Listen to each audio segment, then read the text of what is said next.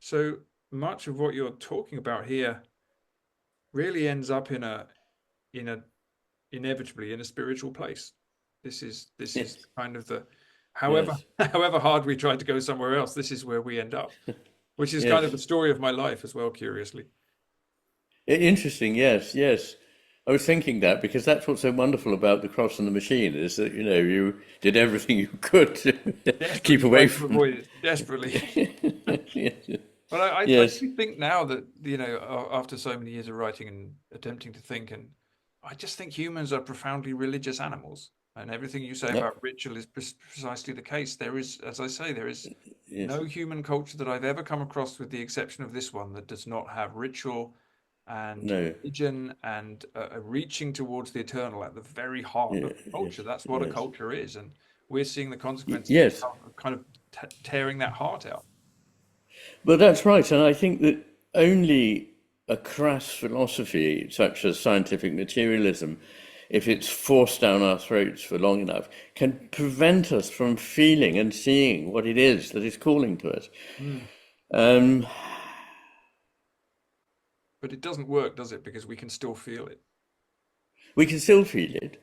And I believe that Dawkins still feels it, actually. I think, But yeah, I think he's coming close to a deathbed conversion. yeah, He's on the there way. we go.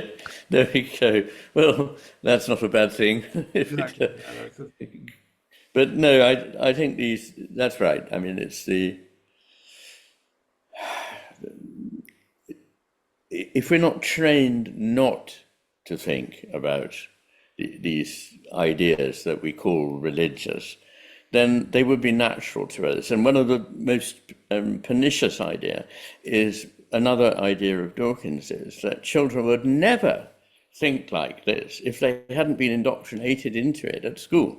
Mm. And he sent, a sort of loud email, which I slightly parodied him for. So he said, "How dare you," in capital letters, Yes. Yeah. um, do this? And then I quote the evidence from research on this, the psychosocial research, which shows that children naturally do think like this and experience things that they then get told, "No, don't. That's telling lies, and none of that can be true." And forget it, and no, you must think like this. And so the exact opposite of what Dawkins claims, that they're indoctrinated into it, they're indoctrinated out of it Yeah. Yeah. Precisely. By the entire culture. by Um, the entire culture. but as we've discussed, it doesn't feel like it's working anymore. So if I had one final question for you, Mm. it would simply be to those people who are watching this, who are nodding along and feeling as I have felt, kind of uplifted by your work, and have felt that so much is being explained to them here. What's the thing to take away, that they can take away into their lives, that they could do, that they could perform, that they could live, that they could think about, that would Well, what would you like people to most take away from your work, I suppose, would be the question. I know it's a big one. it is. And it can be approached at all kinds of levels. And if you want the science and the philosophy, that's all fine, it's that. But I think the important thing is not to be bamboozled into the idea that it comes from the mass society we're in, that really only the people who control at the center can do anything. No, you are important, whoever you are. And as long as you maintain your freedom and practice freedom of thinking and freedom of imagining, that is enough. And it is the change in here that is the only important thing in the end. Only you can do it. Also, it is the only thing that is asked of you to do, to turn your mind, your heart, your spirit, I would say your soul, towards the richly beautiful, creative, I think sacred cosmos, and not worry about the things to do because they will follow. If you really internalize that, you'll see what it is you need to do. I really very strongly believe that. And I also believe it on the evidence of really countless people who, bless them, and I hope they will carry on doing this, write to me and say, your book has changed my life. And it wasn't because they learned a couple of rules and things to do, like meditate for 20 minutes every morning, although I'm not against doing that. I think it's fine and rather a good idea. But it's not at that level that things need to change. It's seeing something differently. And I suppose what I've aimed to do in my work is to go, you think the world looks like this, but hello, look at this.